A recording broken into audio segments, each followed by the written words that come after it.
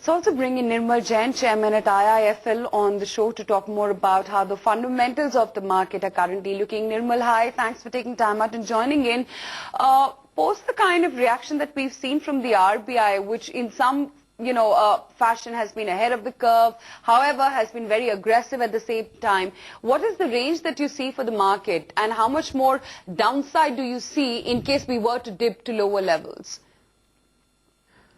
I think market will consolidate at these levels, and there is a good possibility that market can test the resistance of 5,200. So market can drift lower over a period of time as the impact is seen in economic growth as well as capital formation over next 2 to 3 quarters. So market might have a weaker bias, moving forward, unless there are some other positive triggers by way of, say, a good monsoon or a certain decisive move on government to invest in infrastructure and kickstart the the capex cycle, or maybe a very significant fall in crude prices. So unless there is some positive surprise, I think market will have a tendency to drift and maybe on the negative side. Nirmal, but for next 6 months, for next 12 months, as a portfolio strategy, would you advise our viewers to buy rate-sensitive stocks and especially banks on every decline?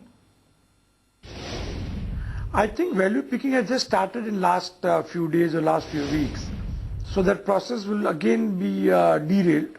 So I think again investors will wait for some more time, and these stocks will again languish, for a couple of, maybe a quarter at least, till we have the next credit policy cycle. So I think these stocks, value pickers or bargain hunters were trying to look at them as valuation had become really attractive.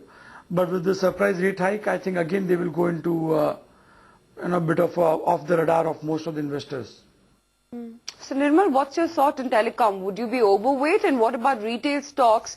Do you think the market is somewhat overjoyed, and is it too soon to actually be enthused about what may come about in terms of the FDI? I'll always be, I think I'll be cautious on both of them.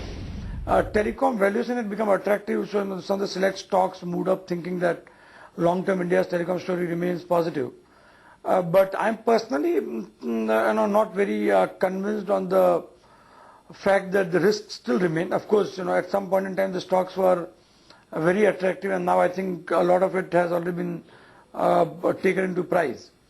And as far as retail is concerned, I'll also be very, I'll wait for more clarity on policy, as well as what kind of foreign investors or foreign retailers evince interest and how they move. So I won't jump into these stocks just because of policy announcements.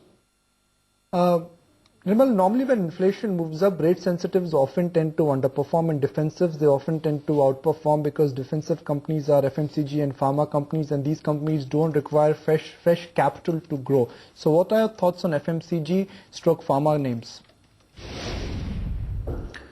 I think, as in fact on your channel I have spoken in last 1 year on 2-3 occasions that by default money is getting into defensives like FMCG sector, or you have pharmaceutical select stocks or IT, which are not sensitive to interest rate on one hand, or even to commodity prices on the other hand. So the stocks which are, and in FMCG also you should look for stocks which have strong brand, and therefore they have the capability to pass on the raw material price increase. And in pharmaceutical companies which have very strong large established size and very strong presence in the US and Europe, because there these are the companies that can maintain, say, 15-20% volume growth for at least 4 to 5 years.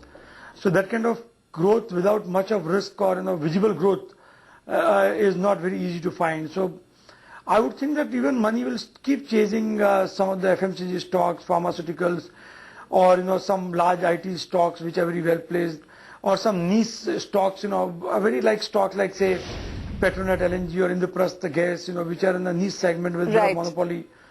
So Nirmal, just coming back to the point that you were making about defensives, which specific stocks do you like when it comes to pharma and FMCG spaces?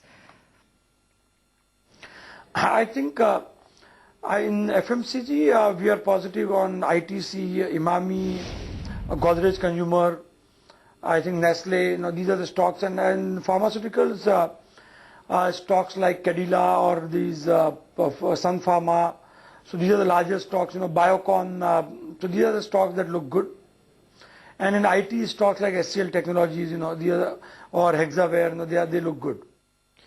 Nirmal, you just mentioned that you're also bullish on IGL. Why IGL now? IGL already has seen an appreciation of about 80% this year.